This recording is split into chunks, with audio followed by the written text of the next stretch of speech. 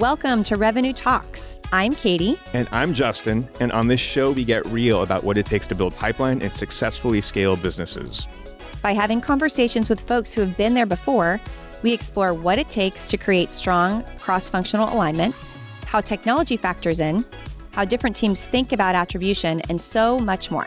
If you're looking to win in the revenue era, you're in the right place to learn how. Hello, everyone, and welcome to the next episode of Revenue Talks, our podcast here at Drift. My name is Katie Foote, and I'm the CMO, and I am fortunate enough to be joined by Scott Berg today, who is our Vice President of Global Revenue and Field Marketing at Hitachi Vantara. Scott, welcome to the program. Thank you, Katie. I appreciate you having me. Can you start by telling us a little bit about your experience and what led you to your current role?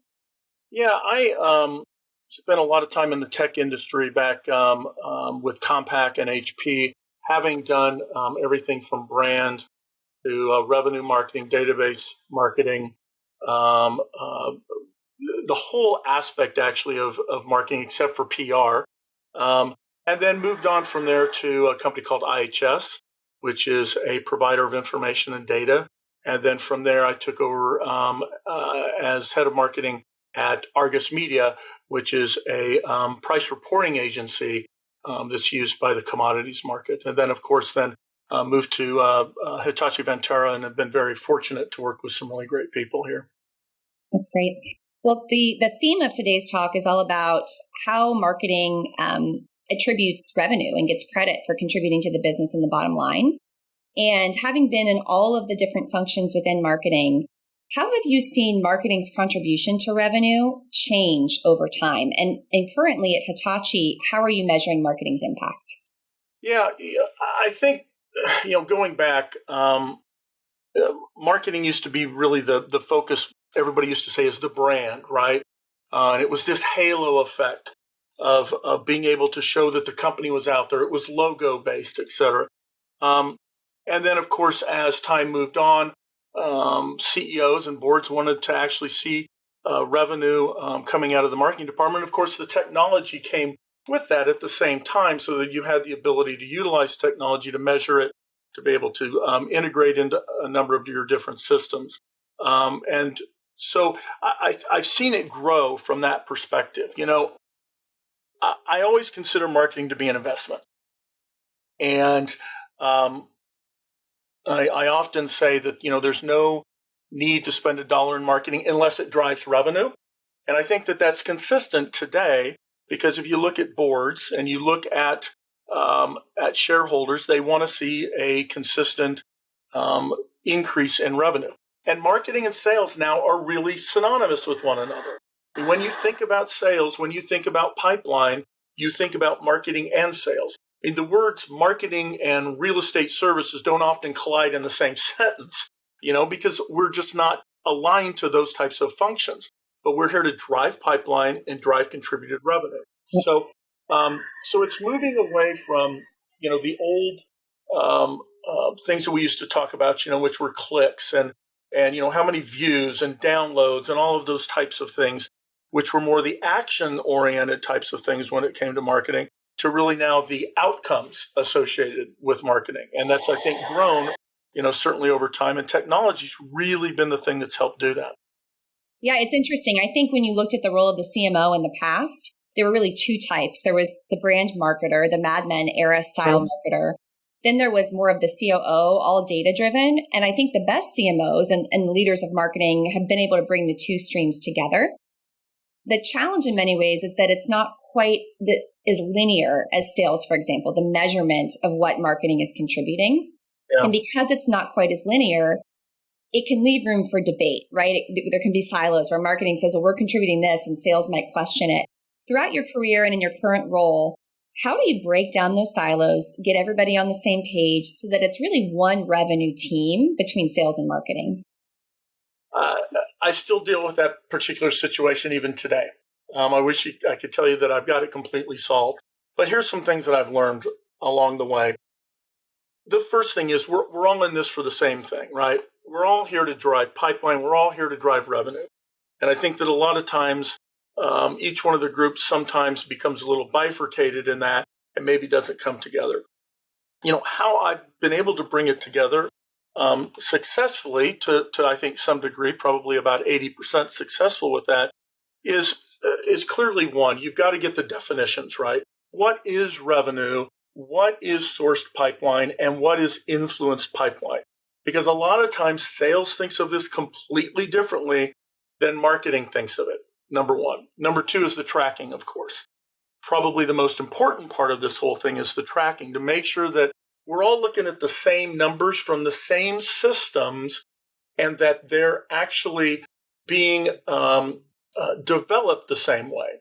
So in other words, if the way that we're measuring attributed revenue through our marketing automation system isn't the same as what they're measuring marketing attributed revenue through their CRM system, we have a problem here, because everybody's going to look at the same numbers. And I had that problem actually over the last month, where a small tweak was made on the Salesforce system, and it caused for those two numbers to be completely different than what they had been in the past. I think the other aspect associated with it is understanding that there are two different types of pipeline, but both of them are equally important. Sales tends to think usually that source pipeline is the most important type of pipeline. It's brand new leads that come in. However, I argue that influenced pipeline is actually as important as source pipeline, because when you think about it, if a customer comes in and sales may have sourced that particular lead itself, but that customer now has questions about a particular product or anything that's out there, they put that into a search engine. And magically, Hitachi Vantara's information comes up. Well, marketing is paid for that particular type of influenced type of revenue. Now, what's our involvement with that? Well, we're kind of an equal partner, right, with the sales department at this point.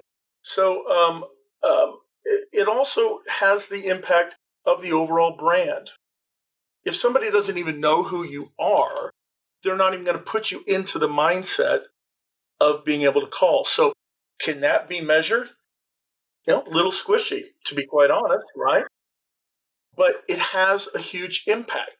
And so I think that, there has to be this appreciation for both of them from the sales side of the house and the appreciation from marketing that they need leads. And if you look at overall, 80% of CEOs don't trust the numbers that are coming out of marketing.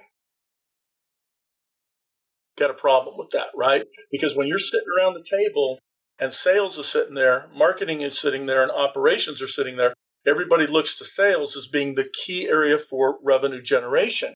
So when sales says something, it tends to be the thing that everybody focuses in on. So there has to be that appreciation. Again, I think marketing sits at the table, but again, when your numbers are being questioned by the majority of the C-level executives, you really have to align those metrics to be able to sit at the table and have a comparable conversation. Yeah, have equal footing and not feel like, you're disadvantaged before you've even come to the table. Exactly. Yeah. And that drives, I think the key there, and something that I'm really passionate about, is that relationship between the CMO and the head of sales or CRO, because you can help support one another and build trust around that table. So when you're live in the room and doubt comes your way, you've got a true partner to help, stand shoulder to shoulder with you. Exactly. I mean, your goals and my goals actually are aligned to the heads of sales and to the sales organization itself. I don't have a goal that's around how many clicks, my team needs to make. I don't have a goal around how many inquiries my team needs to make. That's all the things that actually generate the revenue. So it's the actions that get to the point of the revenue itself. So again, my goals are aligned completely to them in trying to drive the pipeline and trying to make sure that marketing is supporting that. So, when we're not doing that, I'm in the middle of that game, and it impacts my performance, and it impacts the folks that work for me, their performance as well, because their goals are aligned as well to revenue and pipeline. Yeah, that's great. I mean, revenue and pipeline is the rising tide that lifts all boats. And if marketing is, forgive the sports reference, but spiking the ball in the end zone, and sales is out there struggling from a pipeline and revenue standpoint, nobody's winning the game. Exactly. You're right. So, there's, we got, I think we've made a lot of progress marketing to sales, but there's still a lot of that to take place. And of course, sales gets a little more excited about pipeline when revenue is down, and why isn't marketing, producing more pipeline? And there's that education aspect to, for them to understand that, marketing typically only generates 20 to 30% of source pipeline for a company. Right. So, there's that aspect as well. Yeah. We always called it, from a sales organization, it's an and business. You have to help generate pipeline and close it. You're doing both at the same time. And marketing can assist in that endeavor through the influence that you talked about. But, everyone has to be pulling on the rope in the same direction. Yeah, absolutely. 100% agree. When you were when you came into Hitachi, because you're still relatively new in your tenure within the organization, how did you see that tension playing out? And how have you been able to bring folks together, not just across sales and marketing, but the entire go-to-market motion? Yeah, it was, I think some of the themes would be marketing sat over here, sales sat over here, but the two never came together. The two ships passed in the night. And I don't know if that was because of the people or if that was just the process or whatever. So, that was a big issue there. Two was the metrics and the measurement and aligning that. The definitions were, again, as I mentioned earlier, a big issue. How that's been brought together is, frankly, I probably talk more to the sales organization than I do to any part of the company. I probably spend 60% of my day in conversations with sales about pipeline and where they're at and what we need to do. So, the first thing was actually starting to build a trust between both marketing and sales so that they knew exactly what my goals were and where I was aligned. So I think that was, a successful portion of this. Two is really understanding what their business goals were and understanding, what the challenges were. Three was having a very real conversation with them, which was, guess what? There's so much money. There's so many people. We can't do everything. Focus. I'd love to be able to do everything. Yeah. But the reality check is I'm peanut buttering these dollars all over the place, and it's not giving you the actual result that you need. Right. So honestly, it was what I call the stuff syndrome. We were doing a lot of stuff for everybody, but we weren't actually pushing the needle. So we've reduced down the amount of things that we're doing by probably 40%. Yeah. And that has been painful to some areas. Right. But is it the right thing to do? Yes. It takes time to build that up. So that was another big portion of this, is to align to that. And then, of course, the education of marketing, which is a challenge. Why are leads, quote unquote, bad?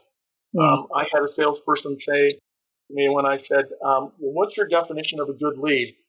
This salesperson said, well, I should pick up the phone and they should just place an order. This isn't e-commerce, right? This is about trying to build a relationship. I can do so much. You have to pick it up and do your job. Right. So it was really getting to that level of honesty between both organizations. Well, it's getting back to aligning on those definitions. What is a good lead? What is a bad lead? What are our rules of engagement with one another? And, just consistently revisiting those, because you can agree in a room, but then it almost feels like you agree, you shake hands, you got into the real world, and you can easily drift apart again. So how do you keep coming together and having micro agreements over time? Absolutely. It is not a one and done process, which is, of course, the reason why I'm constantly meeting with sales to reinforce that and understand if we need to make changes to it, because the business has changed, and that we need to, adapt to that particular change within the company itself. It's funny you mentioned the focus that your team has brought, and not peanut buttering, reducing, and really focusing on not, 10 things from a mediocre fashion, but 5 things really well. We found in our own organization, we were doing a lot of random acts of marketing is what I would call them, that weren't coordinated, that weren't strategic. And people, I think there's a famous quote around, don't mistake activity for achievement. That resonates deeply with me. If you can really create focus and do 5 things incredibly well, it can move the needle more than 20 things mediocre. Absolutely. Yeah, that's my stuff syndrome is you just got to stop doing stuff and start focusing. So yeah, it's interesting. And I think most marketers actually, when you're looking at the heads of marketing, I think they all kind of get into that. Because I believe a lot of times sales is, let's go do this, this, and this. And again, they're more into the activity level versus how do we focus level. Well, and it's easier, going back to the whole concept of linear, clear data on what's impacting what. Within a sales organization, there can be a lot of forecasting done around, all right, if I put this number of touches on an account or on an individual, it typically yields this amount in pipeline, this amount in revenue. It gets much more formulaic. Yeah, exactly. In a way that the combination, marketing is very much an art and a science. And so yes, data is critically important to what we do, but creating that focus can be very helpful. Absolutely. Completely agree with you. I'm glad to see that other companies, and you've experienced that as well. Sometimes I feel like I'm on an island myself where you're thinking, gosh, am I the only one going through this? No, and this is cathartic, right? We can swap. Yeah, it certainly is. Let's talk a little bit about your work around go-to-market sales plays and plays in general, and how you bring that motion of those 3 distinct teams. What are we going to build? What are we going to market? What are we going to sell? And then, together creating that go-to-market motion that's scalable, repeatable. How have plays showed up in your world, prior to Hitachi, but also now? I think it kind of goes back to, frankly, doing less than more. One of the things that we did at Hitachi was we focused in on basically 4 campaigns, and that was it. And they were global campaigns, and they went into market, and they included, all of the different activities, from the email to the advertising to everything associated with it. And then we put the target audiences within there and kept them fairly consistent so that we didn't have a lot of overlap. And then again, that's really how we've kept things focused with the go-to-market motion, because we're now able to align that across our regions as well as start to align that across the sales organization themselves. So that's allowed us to get a great deal of focus. Now, that's kind of your overall, right? Top line, big picture kind of stuff that goes in there, and it generates revenue. The other challenge, though, associated with that I found is that, gosh, there's things that we've got to do that are very targeted and quick turn, and we've got to move very fast because there happens to be a very unique opportunity within a region. And typically I found that within each one of the regions that we have. So it was actually being able to then start to get into this fast motion of being able to deal with smaller initiatives, not going crazy, not doing 20 different initiatives, but say 5 different initiatives during the year to yield results that were completely different from region to region. So that's how we've done a market motion. We work closely with sales and with product to ensure that we're aligned when it comes to the messaging and all the different things that we've done. We've taken actually our product launches and integrated them into the campaigns themselves. So now we're not throwing product launch stuff out there as well. We've now aligned it to all of the different campaigns that we have, so it's seamless in the communication that's going out to our customers, and it makes sense to them because the messaging aligns between all of the different communication tactics that we're using.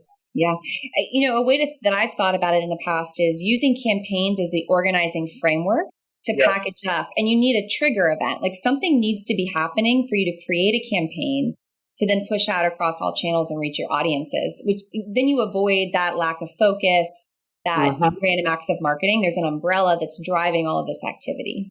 I concur. Yeah, absolutely. How have you thought about your use of campaigns and that focus? Are you able to plug and play relatively easily across different regions from a language standpoint, localization? What's that process been like? It's something that we are actually working on. So it's the rinse, and put back into the market kind of a thing. Yeah. We've been successful in some areas. Actually, COVID has made it challenging for us because we do and have done a lot of events in the past. And so there's opportunities to do webinars or roundtables or whatever they may be. And sometimes you can repeat those. But we've had a challenge with that overall. In addition, some of the use cases that come out of the Americas are completely different than those that are in Asia Pacific as well as in EMEA. So that's been one of the challenges. So what we're trying to do is kind of come up with an overall framework where I would say that 60% of it's the same stuff that you should be doing, and that we can apply that across the globe itself. We're just in the process of rolling it out right now. I anticipate that it will be successful, but we'll still have some bumps in the road that we're going to have to get to. Now, the 4 campaigns that I mentioned that we have out in the marketplace, those are very consistent. We don't make any changes with those at all. Those go to market in every single region the same way because the messaging is more generalistic. But it's those single hit things that kind of come into each particular region that you've got to hit. Those are the ones that have been the challenge. But again, we're working on that to see if we can make some headway on it. It's the tension between that overarching air cover that those 4 campaigns are generating and that one-to-few, one-to-one motion. Exactly. That's specific to a region, specific to an audience. You have to have both. Mm-hmm. Absolutely. And the language and the culture does have an impact. Yeah, absolutely. As much as I think, we may want to think as marketers that we can duplicate things across the globe very easily and that, we should just be able to put it into market. That's not typically the case. When you look at Asia Pacific, every single one of those countries is completely different. Yeah.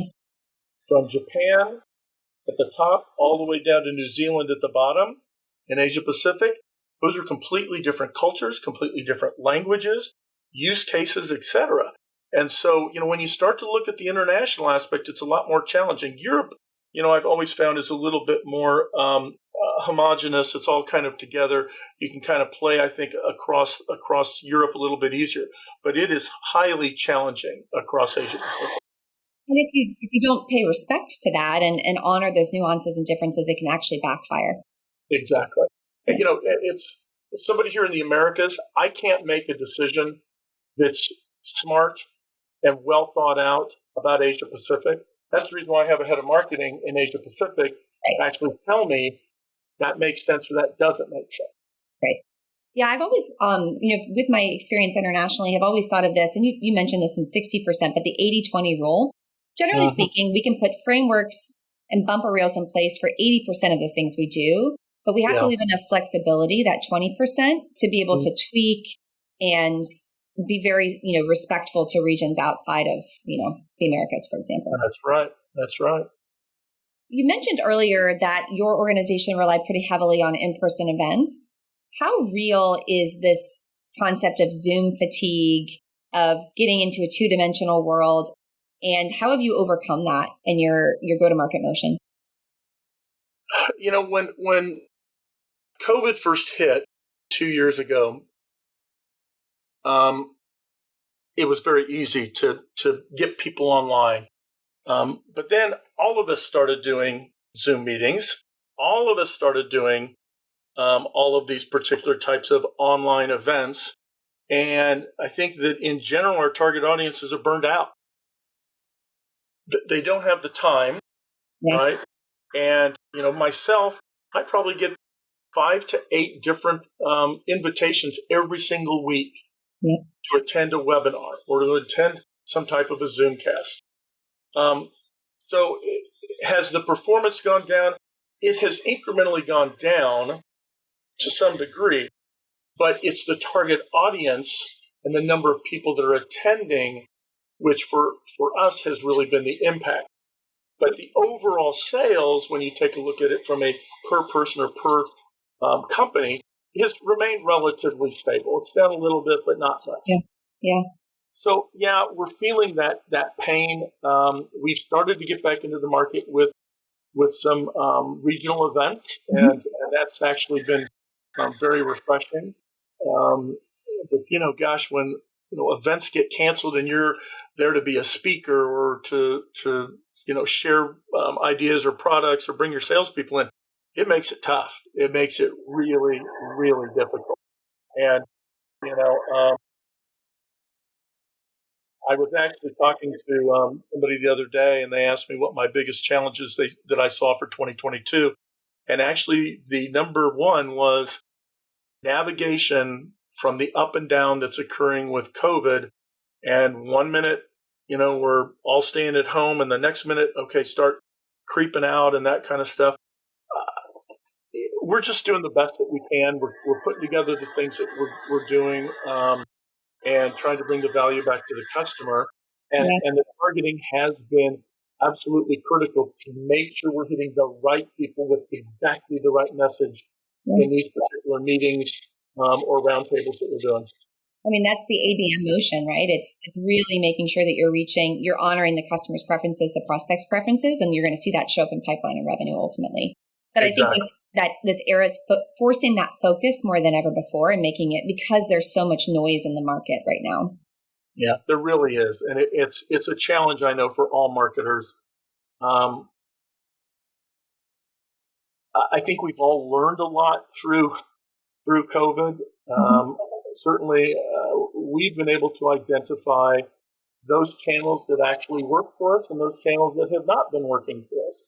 Yeah. And as we start to come out and we're moving into 2022, we're actually making changes to those channels based off of that, because, again, we had events and that kind of stuff that went away. Well, now it put the emphasis on different channels.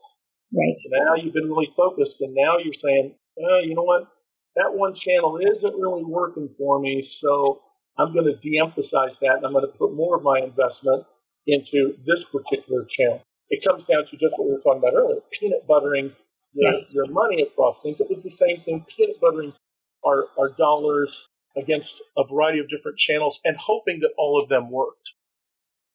There was never really an easy button before in marketing, of course, but there's definitely not an easy button now. It takes such that marriage of art and science to truly figure out what's moving the needle in this nonlinear space.